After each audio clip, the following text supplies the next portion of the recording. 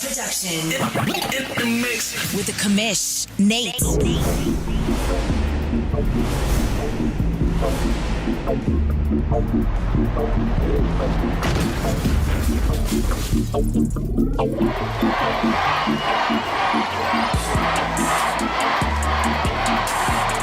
All right, welcome everybody to Press Pass Live, your weekly OMFL podcast show. Thank you for hanging out with us. We're so excited that you are here, ready to get this done. Mr. Big Hurt is on his way home. Drive Home Hurt, I think, is the name that I have heard Trey and others give him. So Drive Home Hurt will be joining us in just a little bit. But let me welcome in Mr. Trey of the Detroit Lions. Trey, how you doing today on a Monday? Doing pretty good for a Monday that's still starting to warm up, I guess. I don't know. It's still kind of cold. Yeah, it has been 85 here for quite a couple of days. So yeah, I can't relate. I'm sort of jealous the other way though. I wish it was colder for just a hair longer because, well, it's going to be 400 degrees here soon for the next 8 months. And so we try to hold on to that cold as long as we can. Let's jump right into it as we wait for Hurt to get here. Let's talk about our favorite game from the last couple advances. Tell me the week, tell me the game, and why did this one become your favorite game to watch? Well, I didn't get to watch said game because I participated in said game. Figured we would go here. Yeah, I got to throw it back to last week with my game versus Cincy. That was something special to be a part of, even on the losing end of it. It was a game where it started to look like I had the upper hand, and then in the second half, Cincy just shut me down. 45 points in the first half. Yeah, it was ridiculous. But I was getting 2 touchdowns essentially per half or quarter. I felt I was in the momentum. Second half, since he wiped the floor with me, I couldn't figure out anything. The pressure was getting there. Anytime I thought I had something open, his safety Nick Cross it's like, no, ball's mine. We're going the other way. A blocked field goal, or a PAT, or I can't remember exactly what it was, but one of that comes into play. Go into overtime. First, I think it was the second play of overtime, I looked like I had Jameson Williams wide open, and Nick Cross came up and intercepted it. Since he put a couple plays in before he takes his field goal, throws up a lob to the end zone. Tracy Walker decides it's a great idea to swat it instead of pick it in the field goal range. And then since he kicked the game winner to beat me.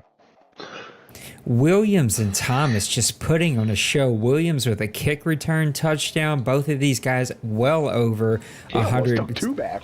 Yeah, Thomas 150 yards, Williams 133 yards. Like both of these guys 5 or 6 touchdowns because you got to count the return touchdown as well. Here's the weird stat of this game though. The Colts had the ball for 10 minutes and 52 seconds. You had the ball almost double that, 18-48, but the 5 turnovers coming from your team ended up being maybe the difference that kept the Colts in this game. What a game. This one should definitely be in the OMFL Instant Classic vault. If it is not, it should be submitted so we can get that in there. And it looks like Mr. Big Hurt just joined us. Hurt, how you doing today on a Monday, buddy?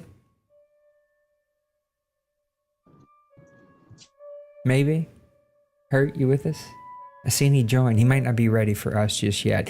That was also the game that I was going to talk about, but I want to talk about maybe a little bit less of a known game. There's a lot of good games in the last, 3 days or so. I think last night I was actually gone and there was just some great games. Minnesota and Jacksonville. We don't get to talk about these teams a whole ton. They've struggled this season, but I got to talk about it. You could also honorable mention out there. We could also talk about the Buffalo Bills and Seattle Seahawks game, the Steelers and Chargers game, the Kansas City Chiefs and Denver Broncos game. Just a lot of really good games. And one of the things I want to talk about here soon, maybe not today because we have an agenda, but here soon, I want to talk about just I think we get so caught up in FPR and whatever, all the things that kind of take over the conversations of the chats that we miss out there have been some outstanding games in this Madden cycle, and it just continues to show it. But Minnesota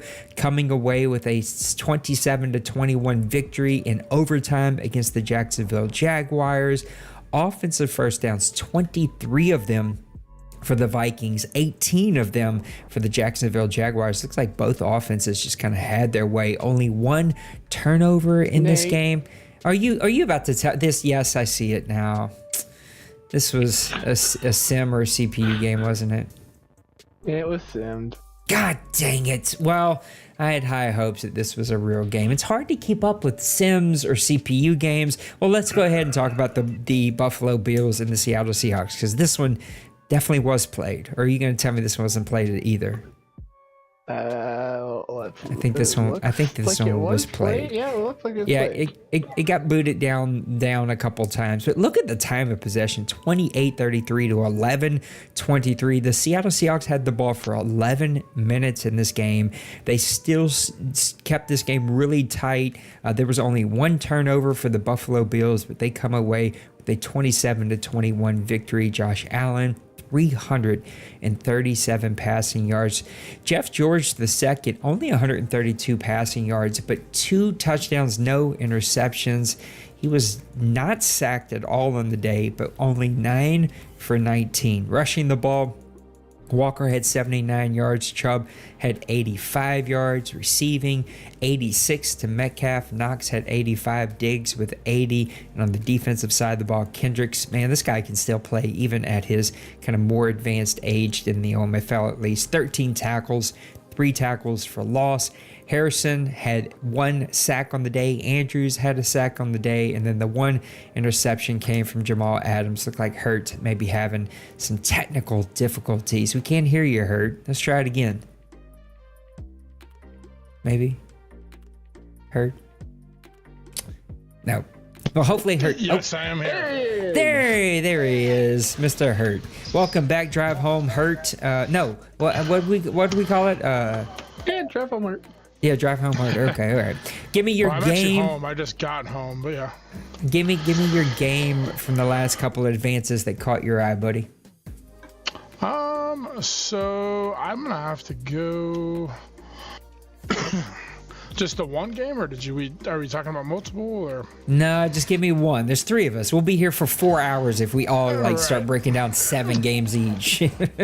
I'm gonna go with the Bengals and the Cowboys.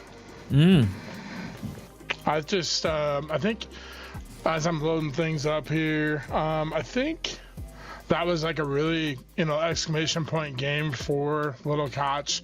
I think he, we've all heard how the AFC North is up for grabs, and Denver's, roaring back, and Nipple's still a contender when he plugs in, and the leader in that division is just sitting there like, where's my credit? Where's my attention? And I think he earned it. He beat D-Wayne. D-Wayne's had a couple hiccups this season, but I mean, he's still 7-5. He's still D-Wayne, and that's a staple game that kept Little Koch in the lead of the AFC North. So that was a big game for him. And I just think that, now we can say, or I always said that, but I think now as a league, we can kind of say, hey, Little Koch is for real. Burrow had 3 touchdowns, no picks, took care of the ball. That's the recipe to beat D-Wayne. 18 rushes, 58 yards, and a touchdown with Joe Mixon. And then my beloved Husker, Cam Taylor-Britt, actually had an interception for the Bengals. So I'm kind of excited to see that. But yeah, he really controlled the running game. And so I just think that was a big win for Little Koch. Yeah, well, and I can congratulate Koch for pissing D-Wayne off, because he absolutely pushed my stuff in today and showed me why he is one of the top owners here in the OMFL. But Little Koch has to get his due, man. He has been showing that he deserves to be in the conversation. He is one of the top teams here in the OMFL. A lot of good games. I think It was either Cincy or maybe it was you heard. I don't know, somebody. I was at the basketball game, LSU women's basketball game last night, but somebody was pointing out all of the great games that have been happening in the last like 48 hours or so. So lots of great games as we come down the home stretch and start to get ready for the playoffs, which leads me to my last power rankings of the season. I'm pretty sure before the playoffs get here. I don't know. We might be able to get one more show in before the playoffs actually start. So let's get over here and let's talk about the Nate's power rankings, your commish power rankings, the second one of the season. I'm going to run through these and then I'm going to open it up to the guys and let them tell me what they think about the OMFL power rankings. Commish power rankings coming in at number 5, a team that should not surprise anyone. I kind of went back and forth. I think like 5 through 8 really tight, a lot of tight teams, like right in that running. You could put the Bengals in there. You could put a lot of teams that are kind of all in that little niche right there in between just a handful of teams. But I went with the Buffalo Bills and Mr. Bill. He continues to impress. He continues to win. I did kind of argue and compare him and Little Koch because Little Koch deserves his roses. I almost added in a 5B here because I think that those two teams are like right there neck and neck. I almost included the Browns. I think the Browns are going to be like right there. Like all of those teams could be just bunched right in there together. I could have put a bunch of teams there, but I like what Buffalo has done in the longevity of last season and this season. So I've got to give the nod to the Buffalo Bills. Coming in at number 4 is going to be Trey and his Detroit Lions. He has roared back, no pun intended here, since our last power rankings and showing that Jameis Williams is an absolute stud in this league, continues to put up just arcade numbers. And yeah, technically we are playing a video game and he is putting up video game numbers. A bit of a beef kind of happening in the chat. Maybe you guys want to talk about that a little later with the comments off of our last podcast show, but I like that kind of chitter chatter. I got Trey coming in at number 4. Number 3, I got the Commanders and Penguins. Yeah, I know he's on vacation. Yeah, I know he's had to give up some CPU games. So I'm trying to take that out of my head. I'm trying to just look at the teams and the games that they played. And if you take away what he's losing here in his sim games or CPU games that are taking place, the Commanders deserve to be at the very top of this list. Penguins has been kind of manhandling his way. He's built a very solid team there. And he is going to be a team to be watched for as the playoffs get here. Hopefully he can make it in the playoffs because he deserves to be in the playoffs outside of just losing a couple of games, having to go, and not having to go, but going on a vacation. And so hopefully he's able to make it, and we'll see what he can do once he gets there. Coming in at number 2, it's got to be Kobe and the Jets, right? Kobe's sitting at 10-2 with his Jets. You guys talked about him on the last podcast, man. He is just rocking and roaring. He's got that team flowing the way that Kobe does. He is itching to get back to the OMFL Bowl. He's got his work cut out for him, though, because the AFC is looking in tip-top shape. Ever since Tim Brew kind of made his comments in chat the other day, it looks like the AFC has responded. Kobe now is on a roll. We see the Cincinnati Bengals on a roll. We see the Browns starting to surge. A lot of teams starting to show why the AFC should get a little bit more attention. And then, this one's kind of boring, but your number 1 team, the forever boring San Francisco 49ers. What more can you say about a team that is sitting at 11-1? He has lost one game this entire last 2 seasons, and I don't know, I'd have to go back and look. Was that one game even a real game? I don't know. It may have been. Yes, it was. Was it you? No, it was you. Oh, it was Hurt. That's right, it was Hurt. I remember that. I remember you caused him a bunch of turnovers and you were able to take away, and that's impressive to be able to do that against an extremely good team. But look, he does it all well, right? There's not a lot that he doesn't do well, and so I've got the San Francisco 49ers as my number 1 team. So San Francisco number 1, the New York Jets number 2, the Commanders number 3, the Lions number 4, the Buffalo Bills number 5, and it looks like I need to move all of my words over a little bit more to the left. left. That is your commissioner power rankings. I did say, disclaimer, for those of you who did not make it, there's a bunch of you clumped right there between 5 and 10. I think there's a bunch of you that could be number 5. There's like 5 A, B, C, D, E, F, G, because there's a bunch of you. That's my commish power rankings. Pick it apart. Tell me what you guys think about the commish power rankings. It's fitting, honestly. Like you said, there's a lot of guys that you could slot in anywhere between 10 and 3.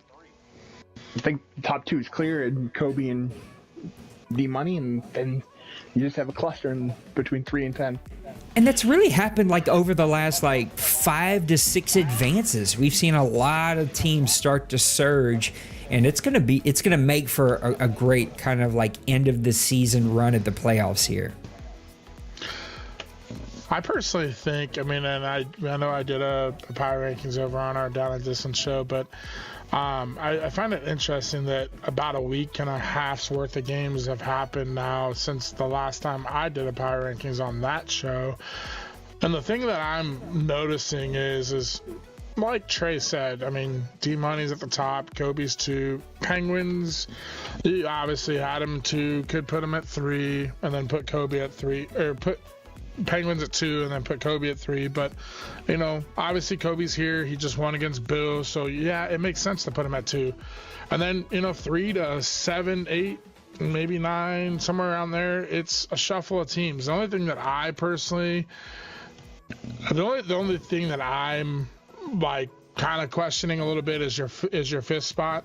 And that's just because I'm a guy that's old school. Defense wins championships, and I love defense, and I'm hard-nosed about it. And I just think your Saints have played so well defensively, and I know, obviously, I didn't know until 5 minutes ago that you had a loss versus the Cowboys this afternoon. But with that being said, Dwayne's Dwayne. Dwayne could be in this top 5 group season in and season out. So it's not really something where I'm like, oh, you lost to a 1-win team or something like that. You lost to a solid player and member and owner who's had a longevity of ownership and career here in the OMFL. And for me, I would just say that I think the big win for Little Koch would make me either put either the Bengals or the Saints in the 5 hole. And I had Bill in that 5-6 spot, but losing versus Kobe kind of just puts him in that 6-7 spot for me. But you could argue with you losing to the Cowboys. That's where it really becomes like an open discussion. And I'm not saying Bills shouldn't be in the top 5. It's just like there's not enough spots for how many teams we have. You're right. And even with the loss to the Cowboys, Nate, like your defense showed up. You only allowed 107 rushing yards. You only allowed 71 passing yards, and you held him to 1 touchdown the entire game. This is one little thing that I feel like defending for the league, because I know there's a lot of conversation about the closed bunch rule, which still continues to kind of be a crawl in people's side. The 2 rules that are just like, that's the only 2 things we seem to struggle with around here are 50% to wide receiver and non-wide receiver, which I feel like is much better the last like 3 advances, and then this 30%, anything that's close bunch, close loaded, anything where your receivers are not in their normal position. Anyway, here's the defense for the league. Here, listen to these teams. We're a little past halfway, right? We're kind of on the back stretch, but we're not far from halfway.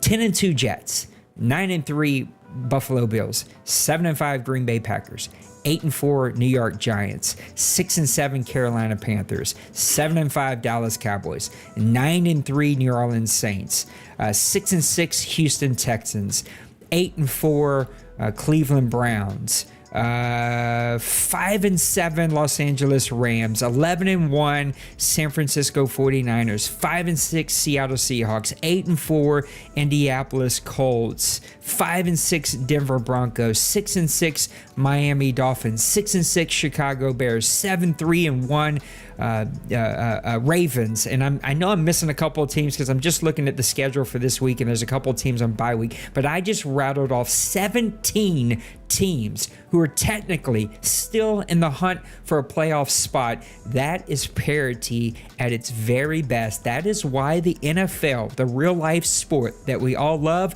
watch, and now play a video game about, that is why it is the most popular sport, some would argue, in the world, but definitely here in the United States or North America. I guess you could include our friends in Canada up there. Hey, hockey's Is because of parity, and everyone thinks that their team can win it all every season, and that's what we've achieved, and that's why we have FPR, is to keep things fair. Go build a team, over strategize, those kinds of things, including your stick skills, and man, I think we've achieved it, and that's something this league should be proud of. And look, no one likes to lose, and no one likes a whole bunch of rules, especially if you don't just naturally play that way. But I feel like our rules are achieving what we wanted to achieve, because I just rattled off 17 teams who are still technically in the hunt for a playoff spot, and that's exactly what we want here. Yeah, I mean, like Nate, you mentioned all those teams. Me and Little Koch are both on bye weeks, both at 9-3. Yeah, there you go. 2 more teams right there. I knew I didn't have every team here. So like we're creating that parity. Like the fact that, you know, if you look at it, anywhere between, just going out of the standings, the first 19 teams all have winning records, or winning or even records. That's crazy to put it together. Yep, and it's what we're hoping to achieve, and I hope that the league can see that, and that's why we have this FPR. All right, let's turn the corner. I want to do something slightly different. We talk a lot about teams. Now, we talk a lot about power rankings. We talk a lot about individual players that kind of stick out, but I kind of want to shift the narrative a little bit and identify the owners who are just playing exceptionally well this year. And we're going to talk about offense first. So I've asked both the guys to think about one coach, one owner who offensively is becoming a player of the year. Not a Madden player, but just a coach who is just offensively coaching a hell of a team this season. Who is your offensive coach of the year? I guess we could have named it that way, because when we say player, we think Madden player, but who is your offensive coach of the year? Big Hurt, I want to come to you first. Who's your offensive coach of the year for season 104? That is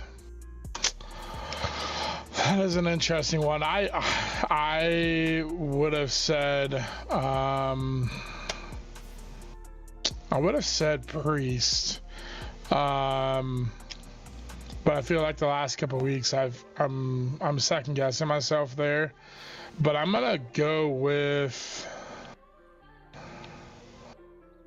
I'm gonna probably throw a wrench into this a little bit, but I'm gonna go with. I'm going to go with the Colts and Cincy Iceberg, just because he's got Michael Thomas at the top, and then he's also got JT at the top, like pretty much the whole year.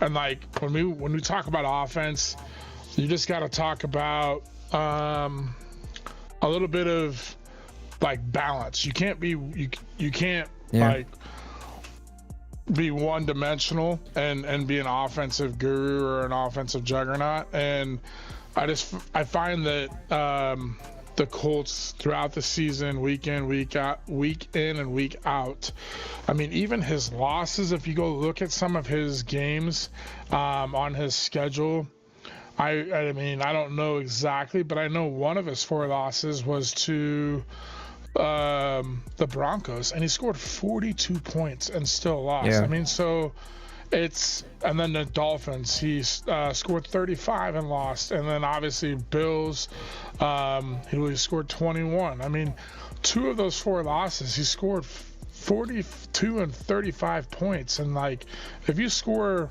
28 points, you're pretty much thinking, oh, I've won the game. And I just think the balance that he brings with Jonathan Taylor, and adding Derek Carr, who's played exceptional, and now he's got Keenan Allen, he's got Michael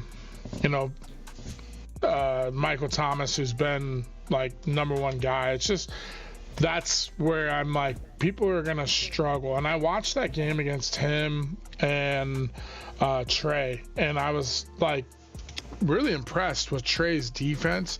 And I mean, obviously I know Trey pretty well from playing him in our division, but I was seeing Trey like keep Cincy in check. And then I was like, this is something you don't see very often. And then all of a sudden, second half hit, and it was like, since he made those adjustments, and it just became, that game, the floodgates open, and then it's just like uncontrollable. But I mean, you could sit here and say Trey's at the top,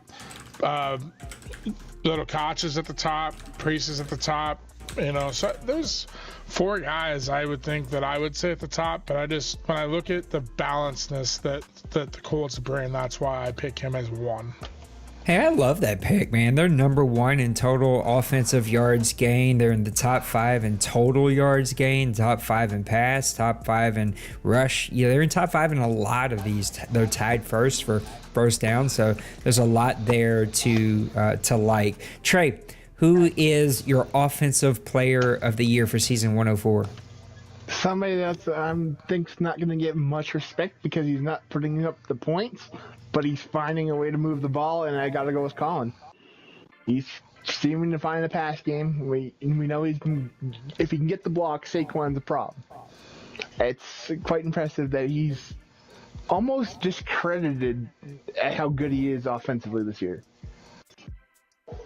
I completely agree with you. I think that's a really good pick. Look, he's, I think, like below, maybe right at the halfway mark for rushing yards game, but he's still top 10, if not top 5 in everything else. And he's kind of getting it done. Trey, what do you think he's been doing exceptionally well this season? Finding a pass game with Blase. It started off rough, and he was struggling to get it going, but it seems the last few weeks he's found the gear again and broke the sophomore slump. What do you think about that run game, though? Is that just something that is a kind of a trade-in of what the pass game has done, or is this something that they can do better? It's obviously, when you're at 1,300 yards, you're in the middle of the pack, you can definitely improve. How you can improve that, I don't know. I haven't been able to fully watch to see how the run game works for his games. But if he can find maybe gets going and getting a second back that complements Saquon, because Saquon's more of an agile, moving guy that you can throw out in a row or something. Maybe going and picking up a power back to copy or put beside him and use as your second back. Maybe it gives them that change of pace where people play for Saquon, they get hit with the power back, and the power back goes off for 150 yards. And who knows what it is. There's just that little tweak, though, that he needs.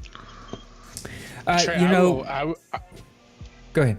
I would really like that pick, and I only want to chime in because I remember playing Colin back in the day, and his passing game is one of the most frustrating passing games to play from a defensive standpoint, because he attacks you in so many different levels, is what I call it, from shallow to mid to short or to deep.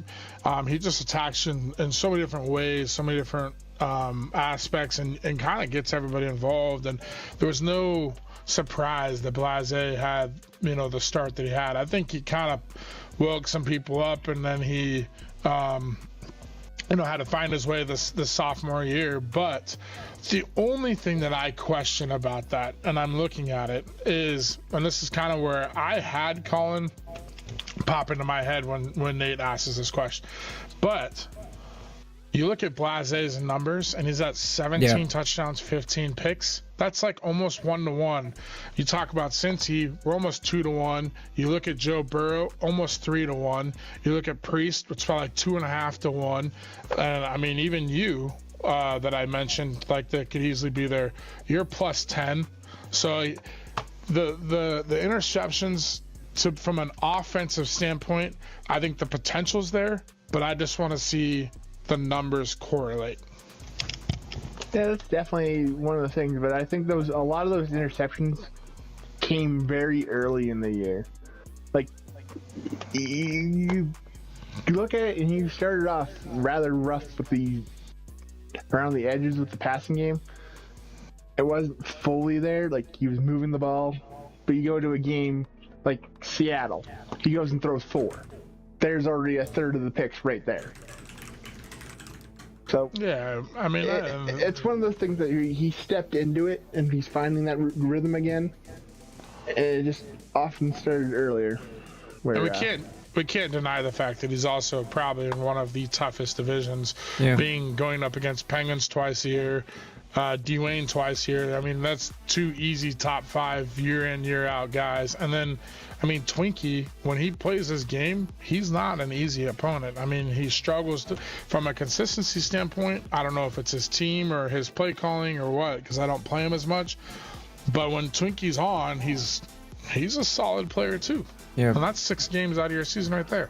Yeah, that's definitely a tough schedule. Listen, we talk about the 49ers all the time, but we would be amiss not to put the 49ers out there. The Bengals have been having a great offensive year, 32 passing touchdowns, 15 rushing touchdowns. The Jets, 20-14. The Browns, like I almost said, Trey and his Lions, 26 touchdowns passing, 12 touchdowns rushing. There's a lot of really good teams, but I got to go back to one that we give him a lot of, over the years, I've given him a lot of a hard time. But the Green Bay Packers, 5,879 total yards, 4,399 offensive yards, 2,989 passing, 33 passing touchdowns. I think only 17 or 15, maybe 12, something crazy, like a low number for him. Interceptions. 13 rushing touchdowns, 202 first downs, and 1,410 yards. I love his balance. You got to give Priest his flowers. He has done a great job this season of keeping that consistency going. He's right there in the hunt at 7-5 in a very tough division. Bears started out slow, but Big Hurt's got his Bears rolling. We know what the Lions have done. The Minnesota Vikings have kind of been right there in a couple of games, especially here as of late. So I really got to give Packers and Priest his due. He's had a pretty good season here offensively. Let's flip the script here a little bit. Talk about the defense. Who's your defensive player of the year? I'm going to go to you, Trey. Defensive player of the year for season 104. Defensive player of the year is Myles Garrett. I know what you mean, getting that with Coach of the Year. I have to throw this to you, Nate. Your defense is honestly probably the main reason that you're at 9-3. Totally. And your offense, gets the job done. Obviously, you look at today's game, your offense couldn't get the job done, but the defense puts you in a chance where you lost like 13 against one of the top offenses in the league.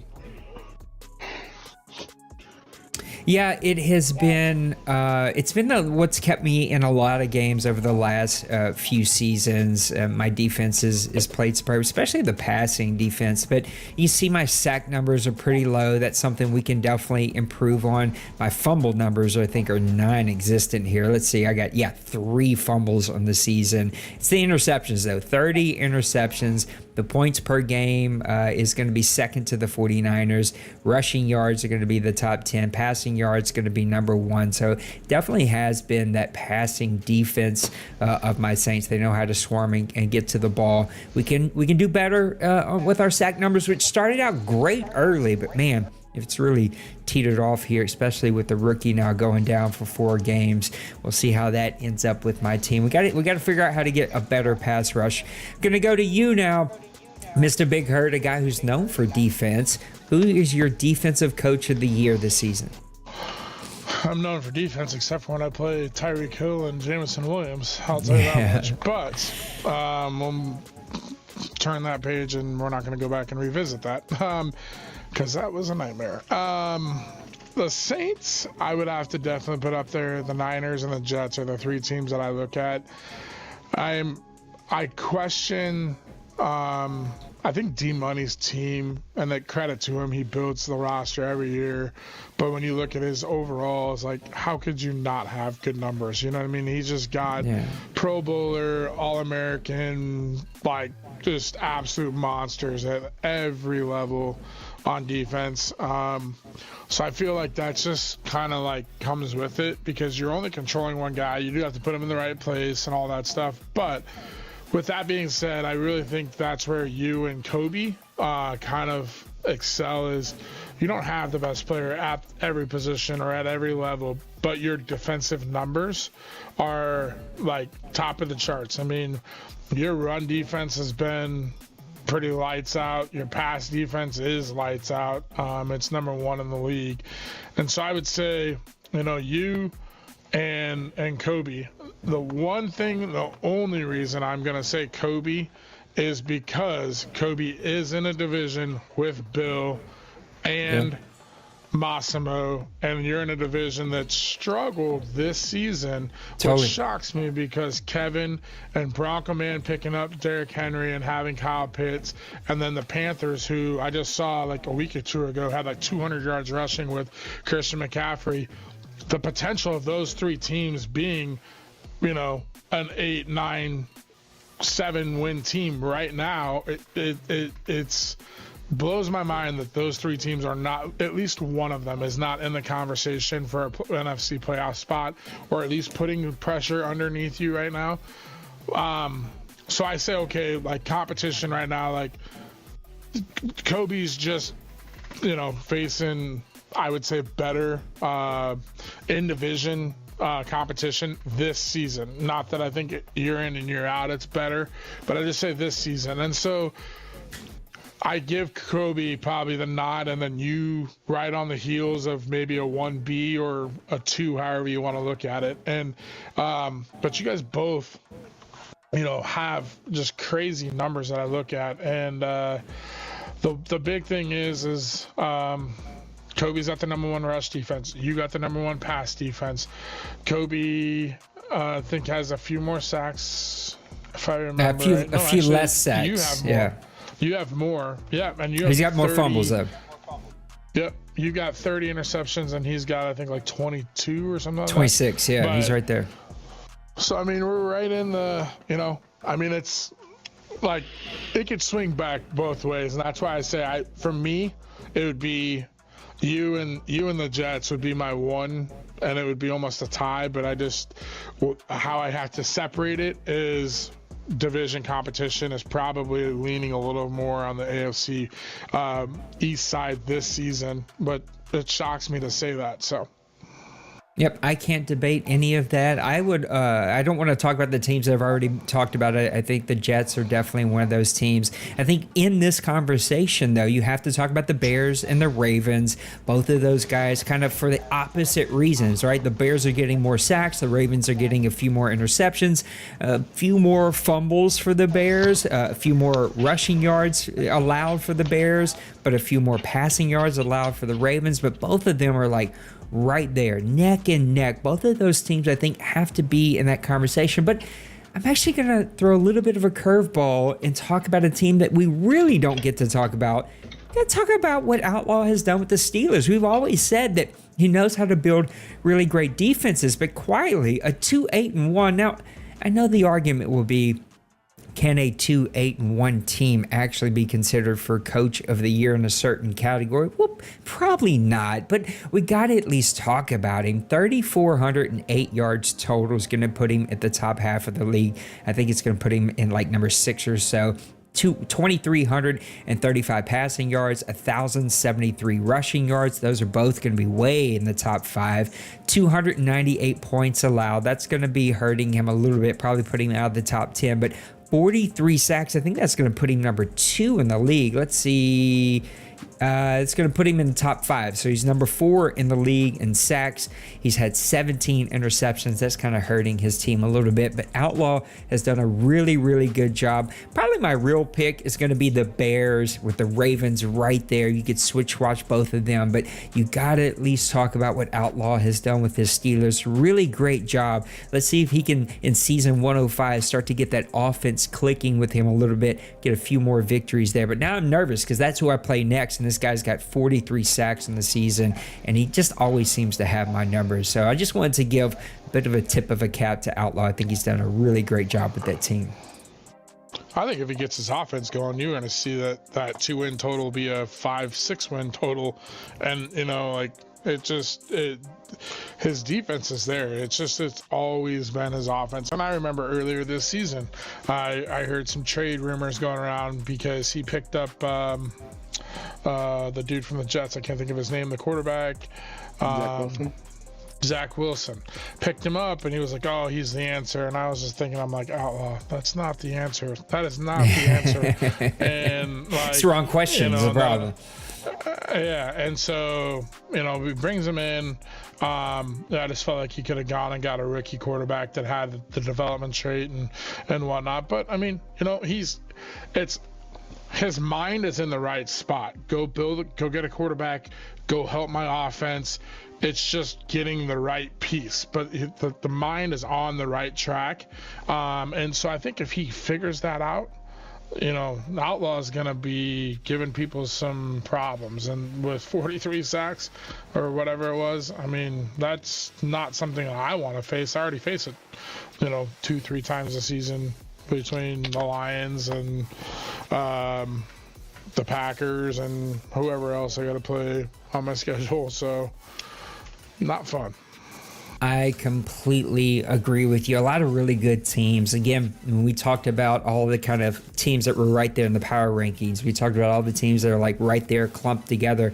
You're seeing that even in the stats. There's some really good teams who are playing really good football, even though that their records maybe don't always show that. All right, let's open up the OMFL mailbag. We did get some OMFL news from our guy Maniac, but it came in like right as I had already hit start, and my computer was no way going to allow me to download those files, upload them to OBS. It wasn't going to happen. So we're going to save those for next week's show, make sure that we get them out there. I appreciate Outlaw doing that. All right, let's talk about the OMFL mailbag. And Kobe opens us up with a really good question here. And I'm going to go to you first, Trey, then I'm going to go Big Hurt, and then I'll kind of give my thoughts. But he says, with the playoffs around the corner, how important do you think playoff seeding actually is in the OMFL? Trey, get us started. How important do you think playoff seeding is in the OMFL?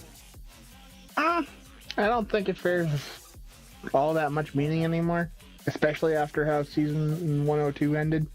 The 7th seed walked in, ran through the NFC and won the Super Bowl. Like, it doesn't matter. You got to get the matchups that benefit you.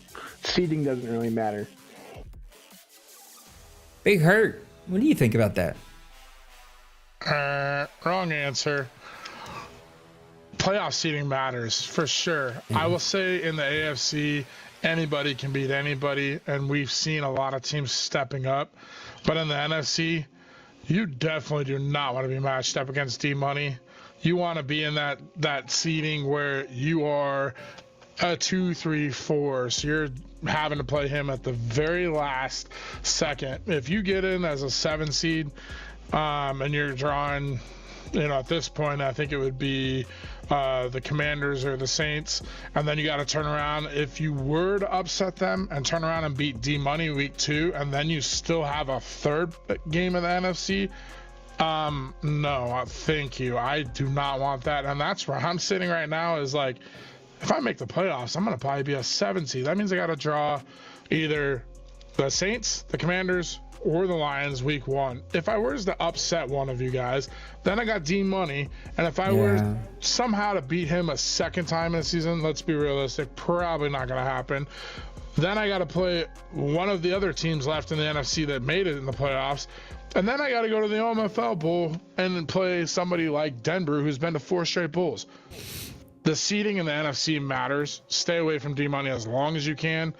The rest of the teams, I feel like we're in a pretty close bunch. AFC, just like 2 through 7 in the NFC. It's, anybody can beat anybody, but it matters when you got to play D-Money.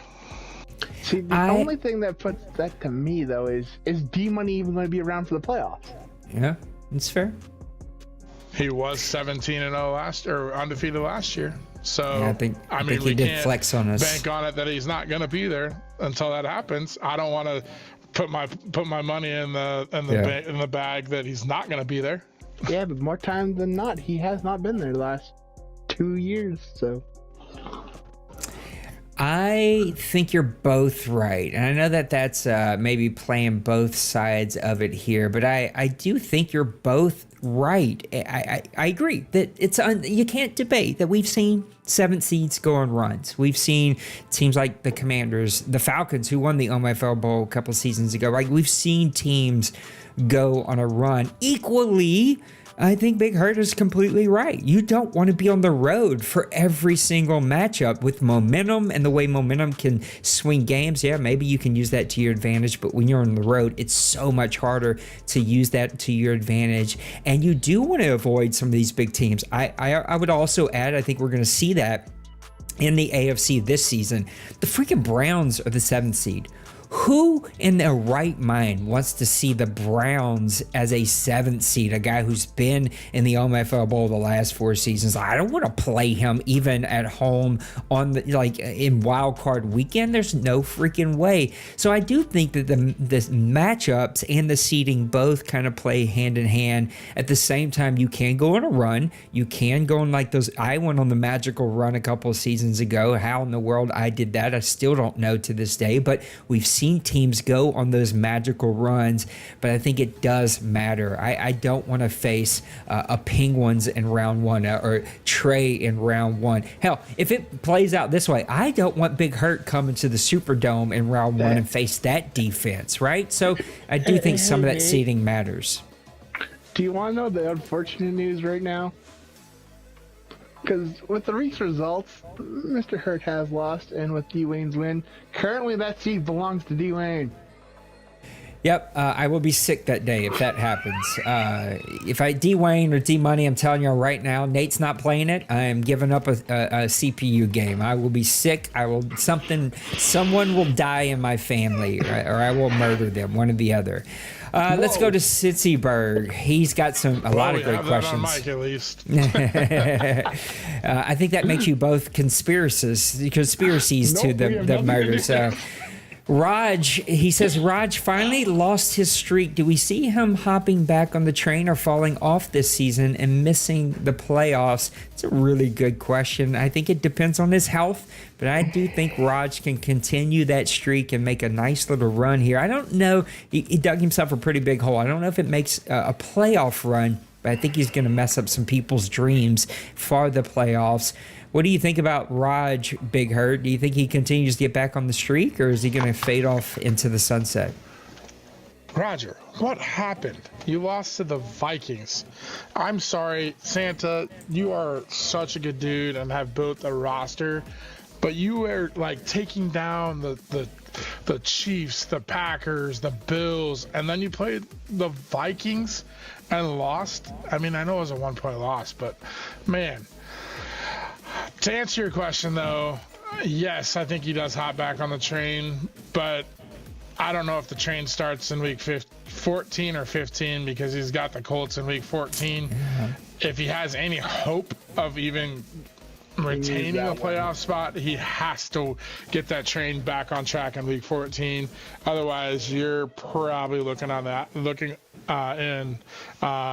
and saying that playoff spot's not even a chance because, I mean, I don't want to play him in week 16, to be honest, but yeah, it's going to be a must-win game for me. And he's, like I said, he's got the Colts next week in week 14. So, but the other 3 games, the Titans, Eagles, and Jags should be winnable for him. But yeah, like I said, those 2 games between me and Cincy in 14 and 16 are going to be tough games, and I could definitely see Roger winning them. But I could also see, them being must wins for the Colts and the Bears to retain their playoff spots. There'll be games to watch for sure. So I don't know. Like I said, I kind of have to stick with what you said, Nate. I think the sluggish start dug himself too big of a hole, and then this loss to the Vikings was just the final nail in the coffin, I think, at this point, in my opinion. Yeah, if he can't get back on the train with a win versus Cincy next week, you're looking at being 3 games down in your division. And wild card hopes, you're also potentially looking at being 3 games down. That's just, with 4 weeks, you have to be perfect, and you also need help at that point. I think the hole is just too big to dig himself out of, but he made a heck of a run to put at least a push on Cincy on the division. Cincyberg's second question: now having having the new scouting for 2 cycles, did we like the new and improved scouting system, or was it overhyped? Trey, I'm tossing it to you.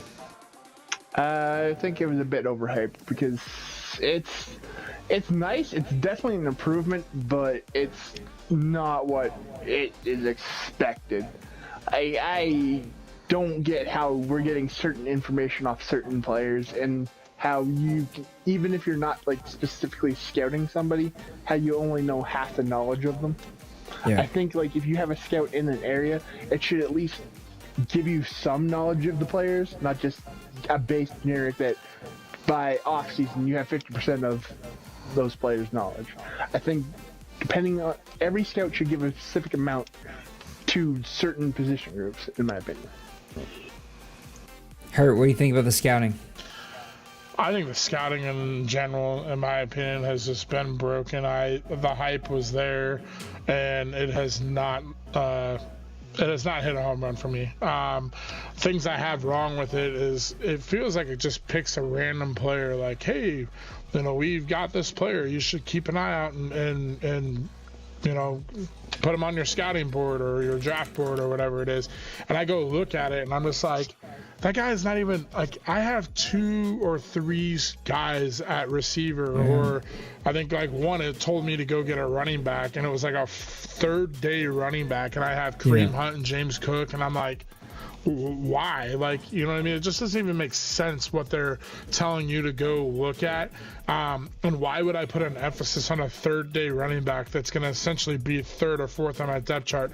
The scouting emphasis should be like, hey, this is a steal, maybe a day 2 guy, or like, a 2nd round, 3rd round guy that could, fit your scheme, and he might, you might have to maybe pay a little bit to get him or whatever, but that's the other thing, is it doesn't really like say, okay, this guy fits your scheme how you have it set up. And obviously some owners may not set that up or whatever, but I do, and I try and set it up from the very get-go, set my schemes up and build off of that. And I think that's smart to do, but it like when it says to scout this guy, half the time I notice that guy's not even like within the play style that I've set it as that I want to play. Why would I go after that guy if he doesn't fit my play style? Like, so I just feel like the scouting's definitely broken. And then the one thing I do want to, off topic, I don't know if you caught Cincy's Trey comment about the playoffs. Thought that was kind of funny. I have to take that shot. Cincy did make me laugh this morning in my game as I was getting myself absolutely murdered, which I've been arguing about making a comment, and I may make it at the end since so many people watched the press pass live, but he did make me laugh because Trey frustrated me with his stupid comment, and then Cincy made fun of it, and I thought it was pretty funny. The scouting system was overhyped. It lacks depth. I would just be repeating everything both of you have said. It lacks engagement, but I still like it, and here's why: because it's better than the old system, and if it's going to be bad, at least automate it to where it doesn't have to be bad every single week, and so I don't have to think about it to the end of the season. I kind of set it at the beginning, and then I can forget about it in season, which I do like. Don't give me something like if it's going to be bad, don't make it be bad every week. At least it just engages us every now and then. So if it's bad, at least it's only bad a couple of times a season and not every single stupid week like it used to be. I personally miss the old system of like, I wish scouts actually mattered. It feels like they don't matter. It's just like this gimmick that they added to make it seem like it matters, but it doesn't. I wish you got to see real numbers. Like if I have a scout in an area for a position, give me some real numbers, 1 or 2 of them, not many. And I personally miss the old system where you had like so many points to spend every week and you could like pick specific things. I wish it was like some kind of combination of the 2 systems. I think it's on the right track. It just lacks depth. That's the problem with all of Madden, right? Like they start moving in the right direction. It just lacks like real substance. It just makes us kind of frustrated because we wish it had more to it.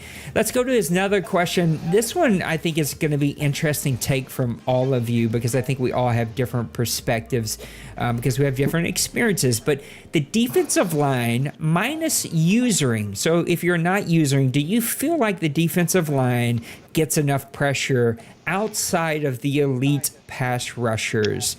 I think that's an interesting question. We're going to start with you, Big Hurt. Do you think defensive line on its own gets enough pressure?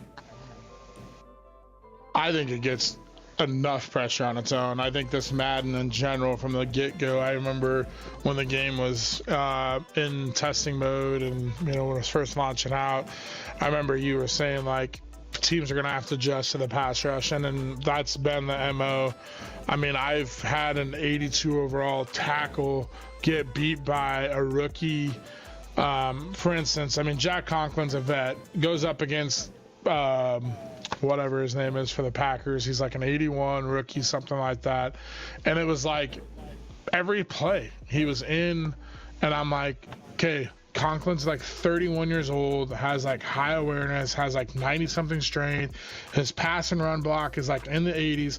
Is it elite? No. But should this guy be beating Jack Conklin every single play? Now, if he had like, Khalil Mack, who is a vet himself, and was beating me on every single pass play, I'm like, okay, at least I can make sense of that.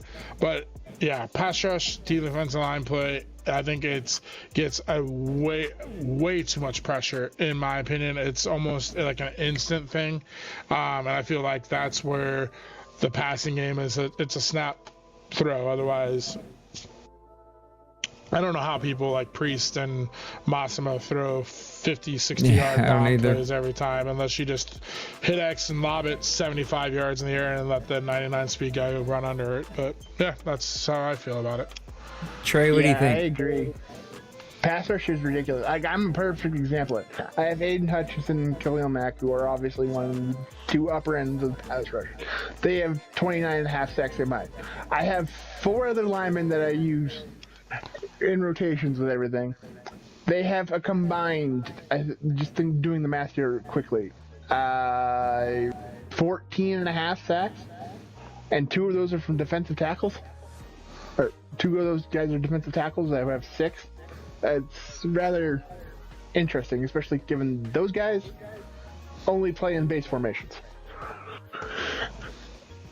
Yeah, I just find it's very inconsistent. I think my game in the last 3 weeks, I think my defensive line has had a total of 2 sacks, right? And I've got a pretty good guy in Davenport, pretty good defensive tackles, but just like my team this whole season, we talked about it earlier, just lacked pressure, lacked sacks. But then today against the Dallas Cowboys, my 2 left tackle and right tackle, my 2 tackles were just getting, they weren't getting pinkies on dudes. Now, granted, the Dallas Cowboys have really great pass rushers, and like Parsons is a manimal, and they're just like some really good dudes. But I've also experienced in other games, like Big Hurt was saying, where this dude is beating Ramczyk every play. Ramczyk's a 95 overall right tackle or whatever he is. He's great. He's top 3 in the league and just can't get a finger on him. Not even getting beat, but I'm talking about can't even get a finger on a dude.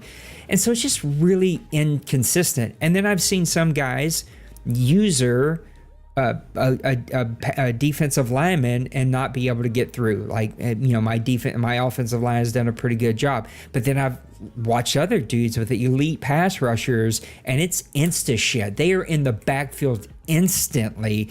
It's just really inconsistent. And I don't know if it's a combination of elite user momentum. Like, I don't know what Trey talked in chat today, and I think it's a pretty valuable or viable option is what I meant to say of the abilities. And since we play with abilities off, maybe that has something to do with it. I don't know what it is. I can't put my finger on it, because you two have elite not only pass rushers, but teams that get after the quarterback. I, on the other hand, who never use their defensive line, can't get any pressure. It just feels inconsistent. And so I don't have a problem with it. I just wish you could figure out the consistency and what makes the decisions. Because today, I just... Like, what do you... If a guy's rushing 3 and getting insta sheds and sacking you before you can even get out of the animation, like, yeah, there's no answers for that. Like, there's nothing you can do. Yeah, and I think... So I will say, obviously, it's been a topic, or we've talked about it. I've played in multiple leagues. I feel like this league has high sack numbers compared to other leagues, but not like other leagues have interception numbers that are like off the charts. So it's like kind of finding a mixture and balance and everything as well. And I feel like here's the problem, and we can play devil's advocate here for a second. You turn the pass rush down, then it becomes non-existent. Then teams are throwing for 500 yards, and you might as well just shut it down because Priest is already throwing for 300 and some yards a game. If you don't even have any type of pressure, Priest, Trey, Denbrew, who shocks me to have the numbers passing. Just obviously moved Chubb, but he's throwing the ball. Little Koch, these guys that have elite passing games. It's going to become, I can't even play defense versus them. My corners can't cover. My corners can't play man. And I think it was 2 Maddens ago, it was like, why even play man? Because they just trail the receiver the whole time.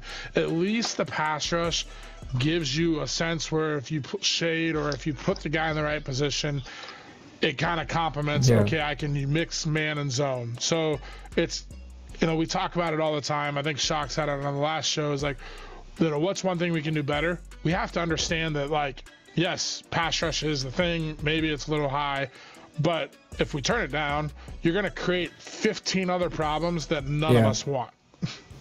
Yep, I can't argue that at all, and I personally don't. I don't have a problem because I think that could be misread. I don't have a problem with the pass rush.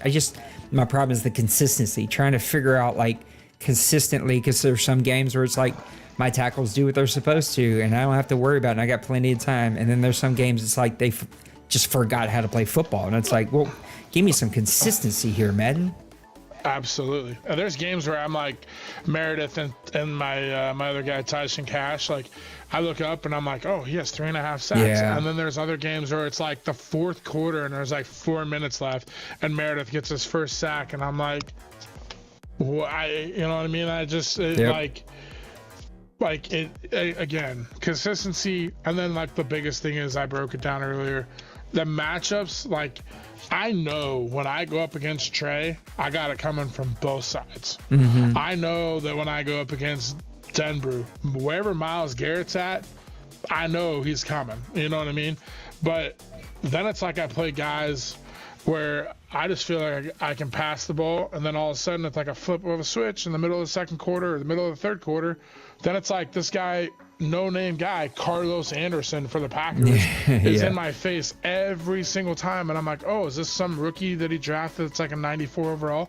Nope, he's an 82. And I'm like, how is he beating Jack Conklin? Like, I mean, Jack Conklin's not an all-American elite guy, but when you look at him, he's serviceable. Yeah. His 4th question, 5 questions from Cincyberg today. Wide receiver Hill for Miami, Hardman for Green Bay are both over 26 yards per catch. 2 questions. Do they keep it up the rest of the year, and can they win without the deep ball? I'm going to go first on this one. I think, yes, they're going to keep it up because both of those owners like to press you deep. I don't know how they do it. I wish I could figure it out. It's like Dwayne with his runs. I'm like, I wish I could figure out how this guy's so elite in this. If I could just learn one little thing that he does, but I can't. He's elite at it. These 2 guys are elite at the deep ball. Can they win? One would argue, in my case, I'm going to make the argument that if they do win, it's because they were successful at those. If they don't win, it's because they threw interceptions with those. I think it is the pivotal point for both of those teams on deciding whether they win or lose. And so we'll let the records speak for themselves at the end of it. But I think both of those guys are definitely going to keep it up because that's what both of these coaches like to do. Trey, I'm coming to you. Do these guys keep it up, and do these coaches keep winning?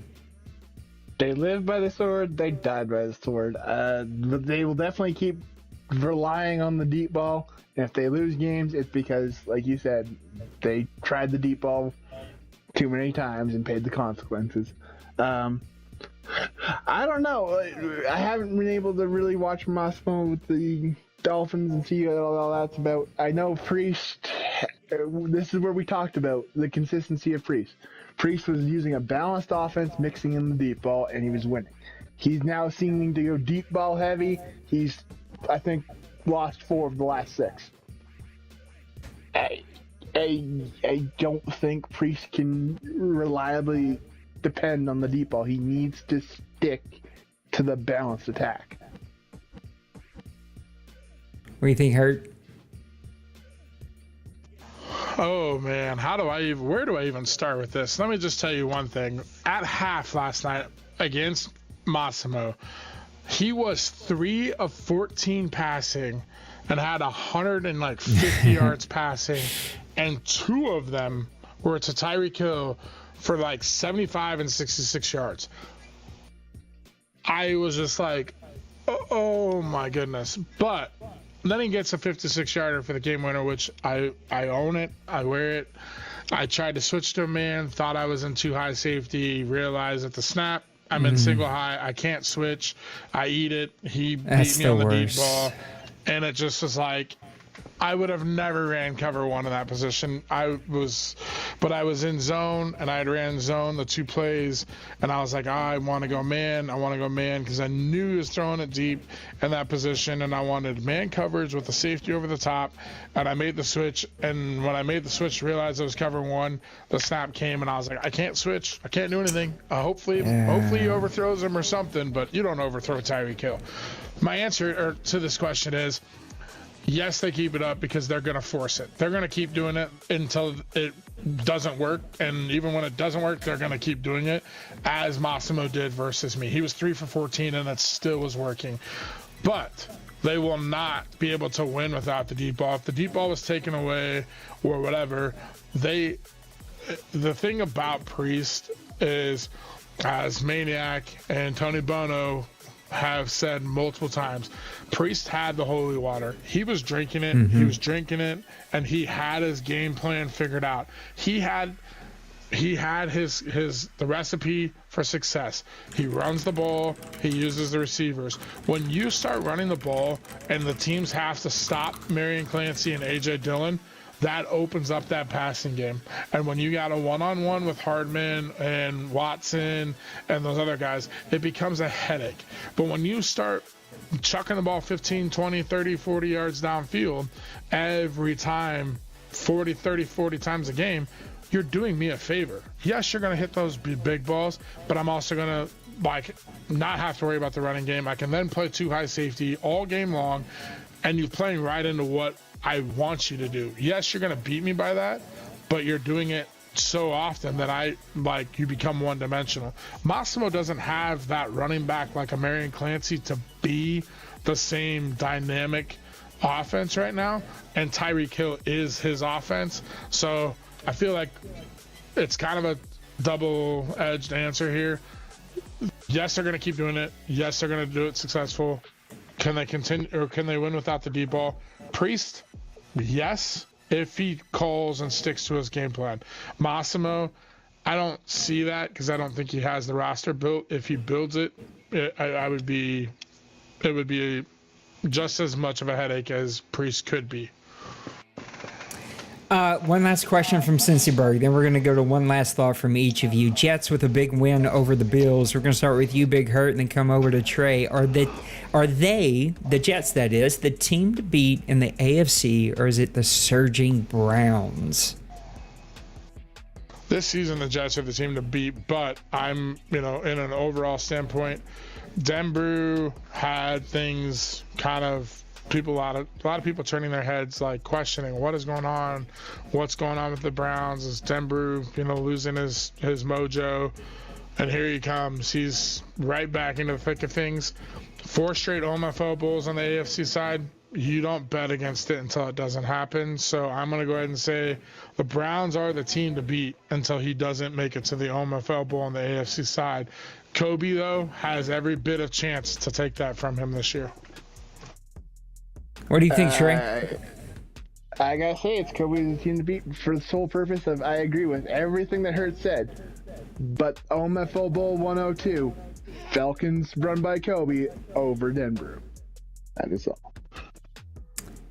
Don't count out my guy, Little Koch, in the Cincinnati Bengals. And we've already talked about him several times today, but you have to put in a third or fourth team in there. I'd say the Bengals, a very impressive win over Wayne last week. And that's a team that I think you have to take notice of, and a team that could do a lot of big surprising. All right, one last thought. Let's wrap this puppy up and let's get on out of here. It's so funny. We started out 10, 20, and now we're down to 4 people watching. So, anytime you start to go over that hour mark, people are like, yo, it's too long. So that's why I try to keep them under an hour. But we're right over that today. One final thought. Trey, we're going to you. My final thought, special teams, is this a thing in the OMFL this year? There's a lot of return touchdowns happening. Especially by you. You're the king of it, man. You have figured it out with your special teams. I have found a few little things at work, but I'm not even in the same universe as you. You're in a completely different universe over there. Big Hurt, one final thought. Well, as you said, I think we have 19 or 20 teams that are eligible for the playoffs. We're on the downstretch here. Buckle up, saddle up, however you want to word it, and whatever term you want to use. This ride here to the week 18 to see who actually gets and claims that playoff spot is going to be a fun one. I was feeling really good until last night's game with the Dolphins. Now I'm kind of worried about my season, but I'm very excited to watch a lot of these games as they unfold and how things kind of transpire over the next 5 weeks or whatever it is until we hit playoffs. One final thought's going to be 2 comments from Nate. One has been bothering me since the last OMFL Bowl, where I had, I don't know, in my opinion, an unfun conversation with D-Money. But maybe I'm the only one who actually cares about how we talk to each other and the words that we use. So maybe he would consider it as a nothing conversation. And I think Nate has said this 100 times, both of these things. So the other one is a more recent thing. So let me talk about the more recent thing first, and I'll go back to the other one. The more recent thing is the FPR, right? We've seen that I had like 5 games come in. 2 of them, 2 of them were mine. 3 of them came from other people, but we processed a lot all in like 24 hours. And some of them upset some people. And in one of those conversations, I was asked, well, why didn't I get a conversation first? Why didn't you reach out to me first? FPR is FPR. If an owner chooses to not submit a report, but instead tries to have a conversation with you, pat yourself on the back. You got away with it, right?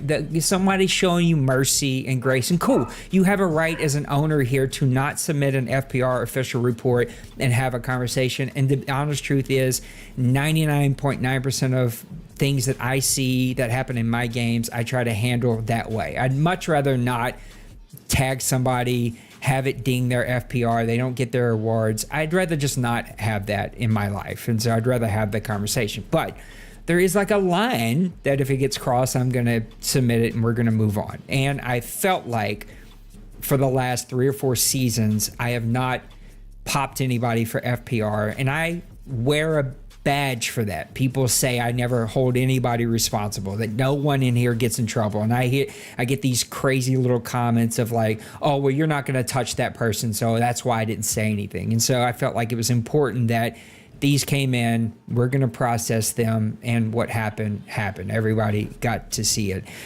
The point is, if you break FPR around here, you break FPR. Win or lose, that's important. And that's my point here, is that I have seen owners win and the other owner make them feel bad. Well, you won, you shouldn't submit FPR, like you're rubbing it in. And I've seen it the other way. Oh, you lost. And so since you lost and you submitted FPR, I'm going to ding you on sportsmanship because you're a sore loser. That's just not fair on all around. If you break FPR here, you broke FPR, that's on you. no big deal. Take your warning and move on. I've done it. We've all done it. We've all been dinged for FPR sooner or later. Just take it and move on. Win or lose. Don't put that pressure. And if you're an owner here and you won or you lost, if somebody broke FPR, submit it. Let's have the conversation. That's the first one. The second one is an older thing that hit a trigger point recently. And so it was a conversation with D Money about my podcast and my content. And I think we even talked about it on our Press Pass Live. My content is my content. I have invested more money than I ever want to wrap my puny little brain around. Why my wife allows me to let this be my hobby. Some guys spend their money on cars, some guy hunting, some guys fishing, some guys whatever. Like, we all have our thing. My thing is, like, I enjoy making content, and so I've invested money into the studio, into my equipment, blah, blah, blah, blah, blah. But at the end of the day, it's my content. And if you don't like it, it's okay. Like, it's not going to hurt my feelings. Just turn it off and don't tune in. But at my content, I have a right to say what I think in that moment. And you might take it as me being mean to you. And I'm sorry. It's my content. I just, like, I'm so over getting blowback for my content. And D Money had some friends who don't play here, who don't know me, who don't know our content, tune in and said I was being harsh. And I've heard it from other people too. And, like, I'm over it. It's a bit of a rant, but I'm just kind of, it's my content. And if we sit here and pat everybody on the back, who wants to watch it if all we do is brag on everybody? Like, we're allowed to have an opinion. We're allowed to have, like, a voice. We're allowed to say things. Like, I don't know. It's this council culture in 2023. I'm over it. And as a pastor, someone who, like, maybe they're out there, I just don't know of them. But as a commission, I personally try to get to know every single one of you, all 31 of you. I send messages. I try to find out about your families, your jobs, how things go. And, like, I try to get to know you. I try to make sure when we do Press Pass Live to talk about guys that don't get talked about that often. Like, I'm a nice dude. I'm good to people. And, like, this blowback that I get about my content is just, it's just infuriating. And to be said that I'm hammering people when things are taken out of context or misunderstood, or just like they're my opinion. They're just my opinion is ridiculous. And, like, I got blowback years ago from some stuff I said on stream that was just hateful and mean because I got caught up in the moment, like we all do. And that's the other, like, rant piece of all of this is, like, I am, like, 1% of everybody who's actually on camera or on voice. Trey's the other one. And look, Trey's gotten in trouble about things he said. Okay, that's the, why am I ranting about this? I just am. I'm sweating now. I can feel myself. Like, I'm letting my blood pressure go up. But, like, if all of you had to be on voice, I think all of you would get in trouble. But yet, just because a couple of us have invested in being on voice or being on camera, Big Hurt's now getting on camera and voice. So let this be a warning for you, Big Hurt. Like, sometimes we just say things in the heat of the moment. And then when we chill out, we go back, we're like, that was stupid. Like, give people a pass, man. And just, like, I don't know. I took a beating a couple years ago about some stuff I said about somebody that I shouldn't have, and I had to own it and apologize, and it just changed what I say on stream in my games now. And recently, both the bowl game and a couple of other things, you know, people have been coming at me about things that are said, and I'm like, I'm super nice and complimentary when the other guy is just outplaying me, but I also have a right to say, oh crap, it feels like my, you know, tackles aren't tackling or aren't protecting me today, or my team isn't tackling. Like, I have a right to say, oh, that animation was weird, and I feel like that was the right decision. Like, I have a right to have an opinion, and it doesn't mean that I think, you know, the other guy's a bad dude or cheating or anything like that. And I just think it's unfair when we, you know, have friends or people who aren't here, you know, watch streams and take things out of context. Or if you play here and you watch my streams and you go and send messages to I just think that's wrong. Like, I don't know. I just think all of that's unfair, and I'm a bit in a bad mood about it because I do this content for you guys, even my streams. And honestly, today it was like, you know what? No more shows, no more content. I'm gonna do what everybody else does. I'm gonna stream from YouTube on the PlayStation, and no face, no voice, no nothing. And I don't want to do that either. And just like be nicer to everybody, people. Like, let's just be nicer. Anyway, rant over. Nate, can I jump in and say a couple things just because Sure. you have a point of me getting into it, and I have a few things that I want to piggyback on. First things first, like let's be realistic. We're in 2023. ESPN real life. You turn on ESPN every single day. There's 18 different shows that you can watch throughout the day. There's Get Up, there's Around the Horn, there's First Take, Pardon It, PTI. All of those shows have Stephen A. Smith or Michael Wilbon or all these guys that, and honestly, Stephen A. Smith drives me up the wall. But you know what?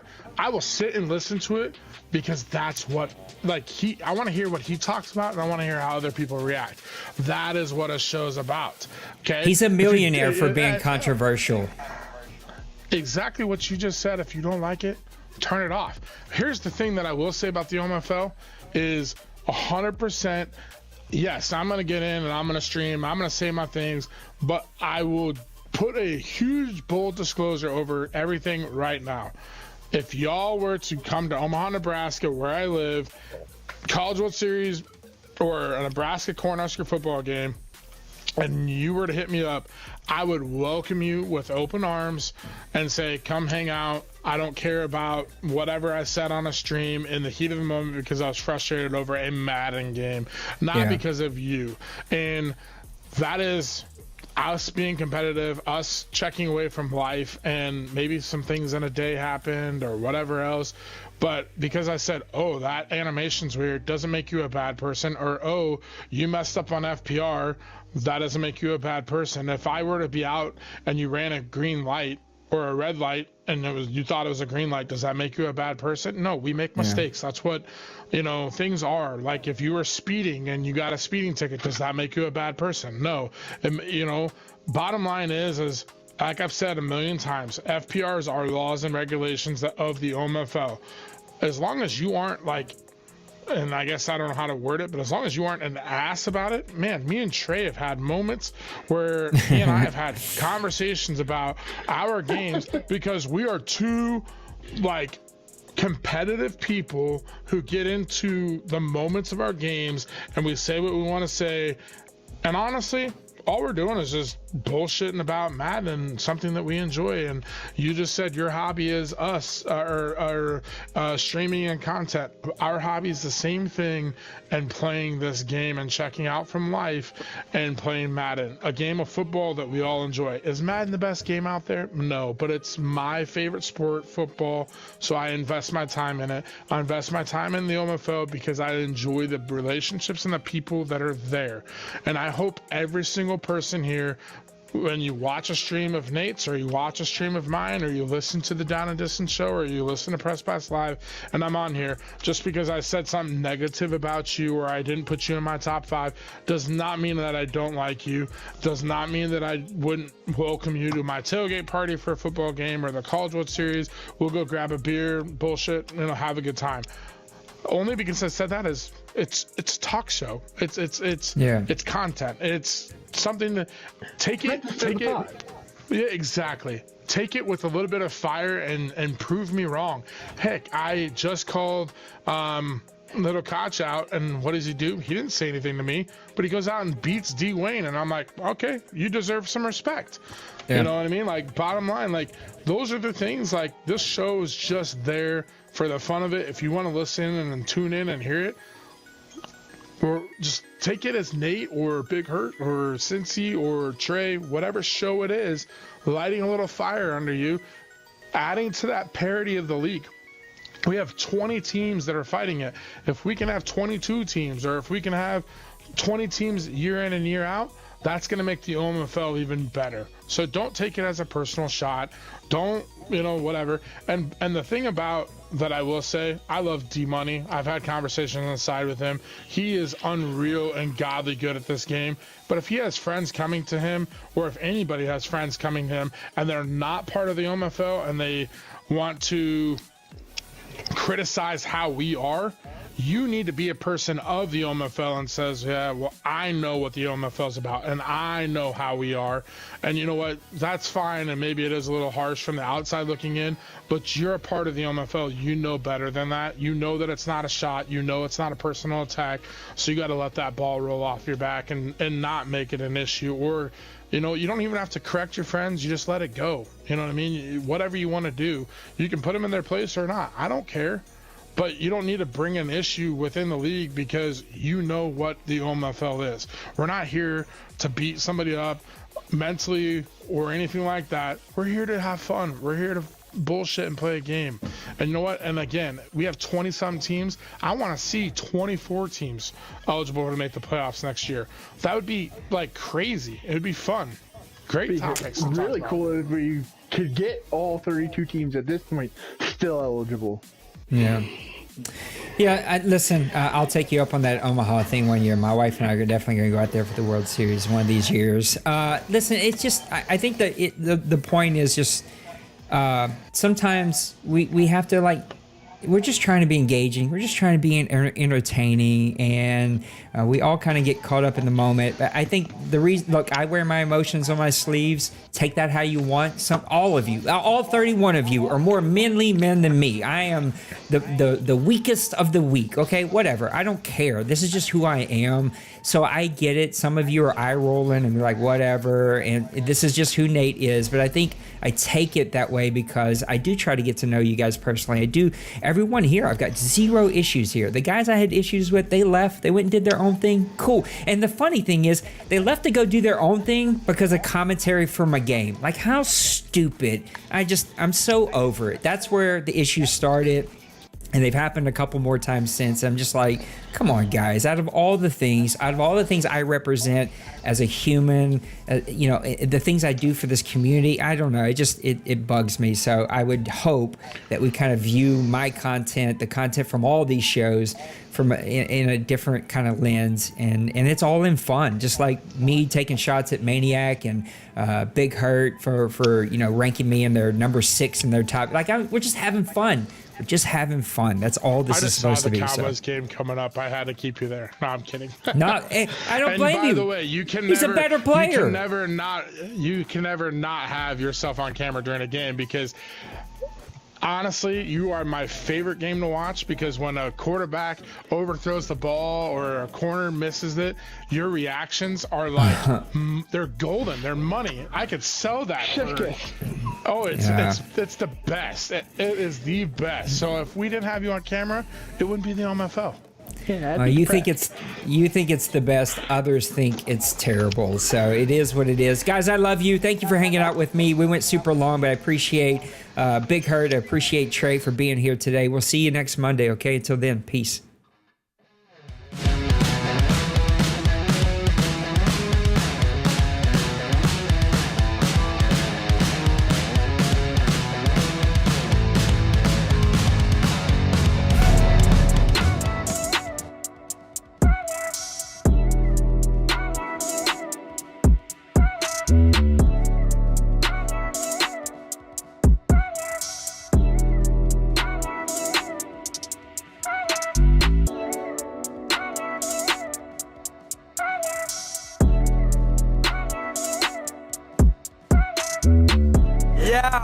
Smash that like and subscribe.